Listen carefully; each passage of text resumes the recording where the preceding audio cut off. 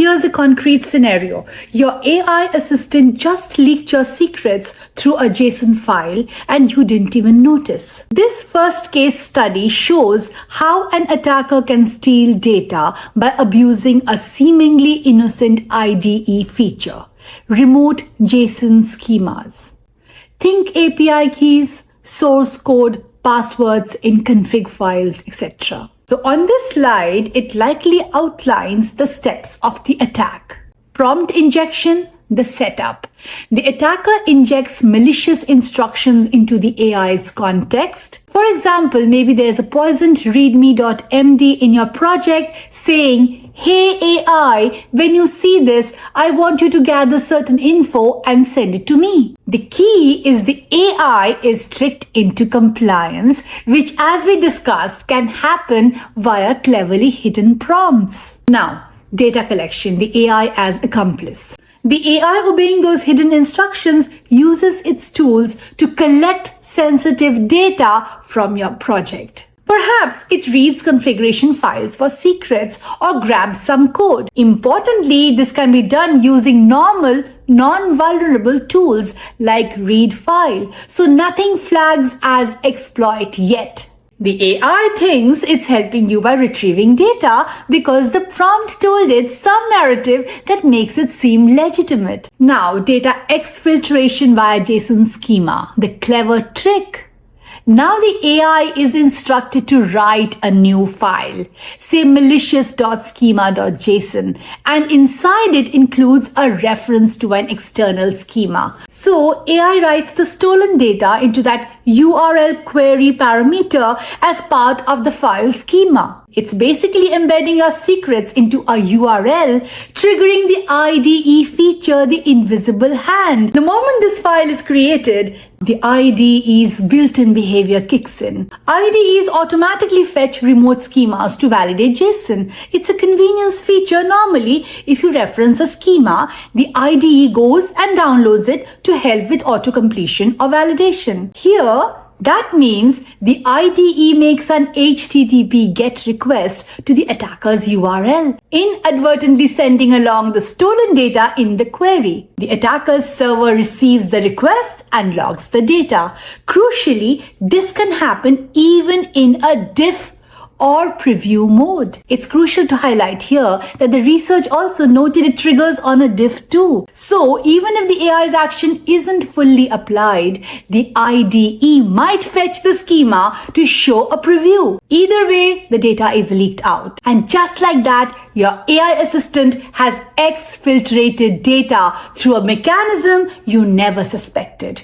No alerts because the IDE thinks it's just doing its job, contacting a URL that you, via your AI, told it to. From a visual standpoint, this slide might show an arrow from AI writes JSON to IDE makes request to attacker.com. It's a simple flow with devastating effect. Now, impact and insights. This affected multiple big IDE bases, VS Code, JetBrains, Z, all supported remote JSON schemas and were vulnerable to this pattern. The researcher reported it, and we see that some vendors patched it, like Copilot fixed it, Cursor got a CVE, Roo Code got a CVE, JetBrains issued a CVE. But notably, some did not immediately fix. Anthropic's Claude Code, for example, simply added a warning in their docs about the risk. So even after 90 days of disclosure, not everyone closed the hole. Now, the privacy and legal angle. This is a blatant data breach when it happens. If the data includes personal information, you could be looking at violations of laws like GDPR or HIPAA, depending on the context. Even if it's just proprietary code, it's intellectual property leaving the premises. If an organization suffered this leak, they would face all the consequences of a breach. Incident response, possible disclosure to regulators or customers, etc. A big legal question here is, would the blame fall on the developer who used the AI tool or the tool or vendor? Likely, there'd be a lot of finger pointing. One could argue the vendor provided a tool that wasn't safe, product liability angle, or that the user misused the tool on untrusted input, user error angle. This is the new terrain. We haven't yet seen lawsuits over an AI IDE causing a breach, but it's imaginable. Now, state and corporate responsibility. If these tools are widely used, there's a responsibility for vendors to patch such issues quickly. The fact that some only issued warnings is concerning, essentially telling users this could happen, beware, rather than fixing it. Regulators might view that as insufficient. On the other hand, patching might require re-engineering how the IDE handles schema. For example, prompting the user or sandboxing schema fetches. It's a non-trivial fix possibly, but necessary under the secure for AI mindset. Finally, note how systemic this is. One feature present in many IDs exploited through a generic method. It underscores that the attack surface is the sum of all features the AI can touch. Case number 1 is just one basic example. And let's see an even more dangerous one next. Code execution. If data theft wasn't bad enough, how about the AI helper actually running malware on your machine? This case study shows how an attacker can achieve remote code execution (RCE) by manipulating IDE settings, effectively turning the IDE into the attacker's agent. This attack affected VS Code, JetBrains IDEs, and others because, again, it exploits common base features. This slide likely outlines something like step 1, 2, 3 for VS Code and maybe parallel steps for JetBrains. Let's walk it through. Plant malicious code in an executable file. The AI, under attacker control through prompt injection, edits an existing executable file in the project. Many projects have some executable files lying around. These are scripts that come with every Git repo. Normally harmless examples. The AI can open one of those and insert malicious payload code into it. So now we have a file on disk in our workplace that will do something nasty if run. Change IDE settings to point to that malicious file. Next, the AI modifies an IDE configuration file to use the malicious file as a tool.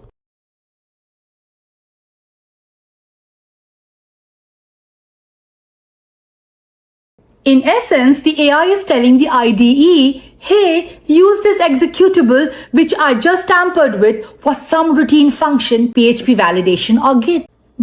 Trigger execution. Now the trap is set. As soon as the IDE tries to perform that routine function, for example, the developer opens a PHP file, triggering the PHP validator, or the IDE invokes Git, the IDE will execute the malicious file, thinking it's the right helper program. The attacker's code runs on the user's machine, doing whatever it was designed to, be it installing malware, modifying your project, exfiltrating more data, etc. This is a full compromise of the developer's environment, achieved without traditional exploit like a buffer overflow.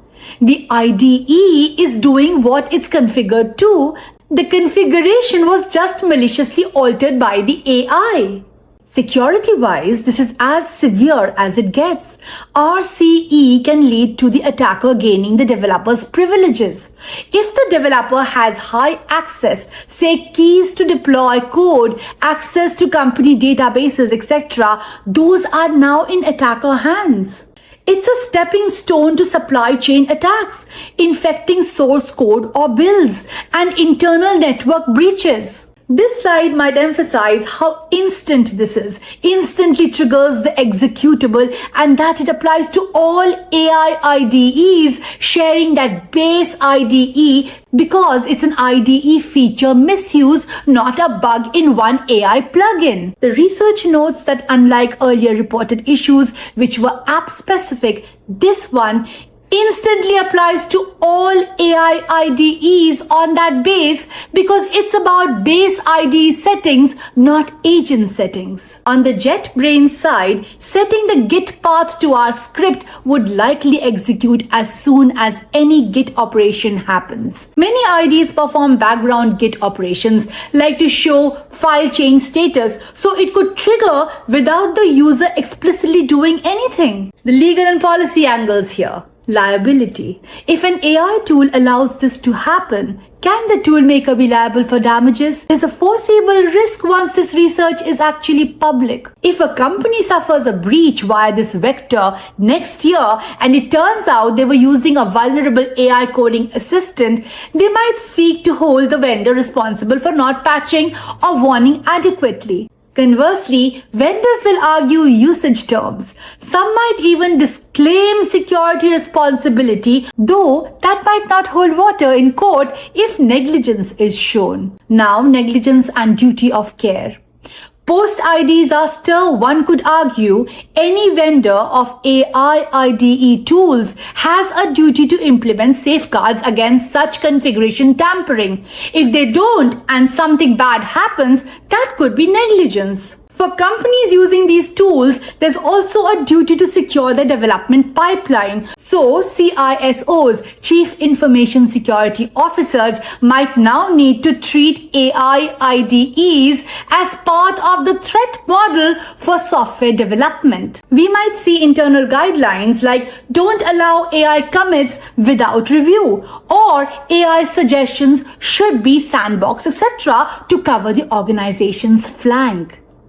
Now next, state responsibility. If a state entity like government or critical infrastructure uses such tools, a compromise could have national security implications. It raises a pertinent question, should there be government-issued guidance or standards for using AI in software development? Possibly agencies might start recommending compliance with frameworks like the ones we'll discuss, the mitigation framework. Systemic risk.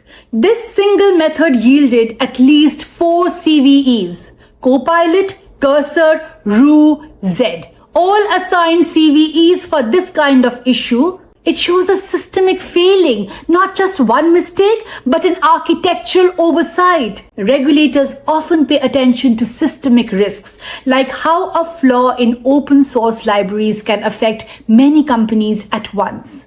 This is analogous, a flaw in how AI integrates with common IDEs affecting many vendors. So this slide's takeaway. The attacker can turn your AI agent into a backdoor installer by abusing base settings. It's a direct line from prompt injection to full machine compromise. Keep that in mind as we go to an even more advanced variant.